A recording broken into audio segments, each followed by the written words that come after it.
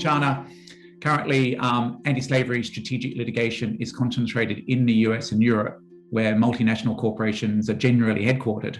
But do you see opportunities to expand this work to other jurisdictions? And if so, what's needed to create a more global movement?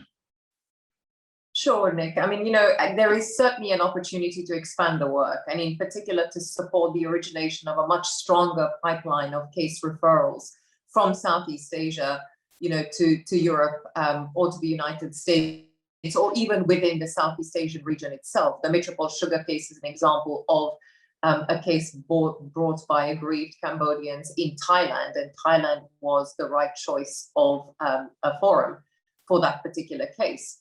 The case that Martina mentioned in the opening question is also an example of transnational case being brought across and through a pipeline that is currently actually pretty inactive, to say the least.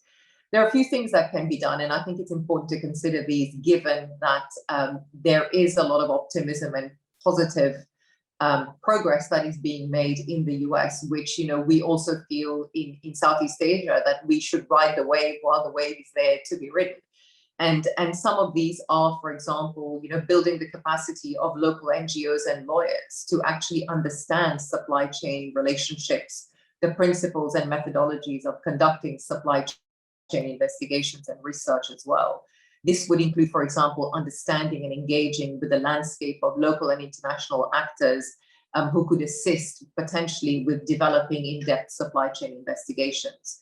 Domestically, there is a real need to focus capacity building on the origination of causes of action and to really look at a much broader picture. So, for example, a picture that not simply focuses on anti-trafficking or forced labor related actions, but also at crimes under contract law, under tort law, consumer laws, trade laws, and regulations, and potentially public disclosures for listed companies as well.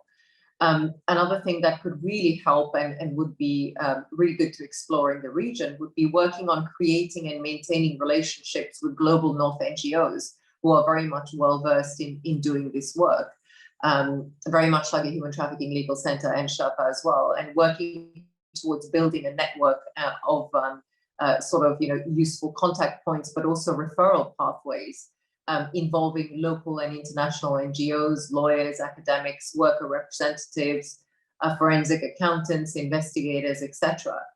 This, of course, requires funding. And very often funding is not available until at a much later stage in the process. And this really hampers efforts on the ground because, really to do the investigation is expensive, and to anything that is pre-action is fairly expensive as well. So developing, a global movement will require this degree of collaboration, the networking, but also will need to be very mindful of local customs and the equality of the relationships as well. Something that came up in a recent study that we did commissioned by the Freedom Fund was very much that local NGOs felt that there was an unequal and uneven relationship between global North NGOs and NGOs from Southeast Asia, where they felt that they were just a source of information.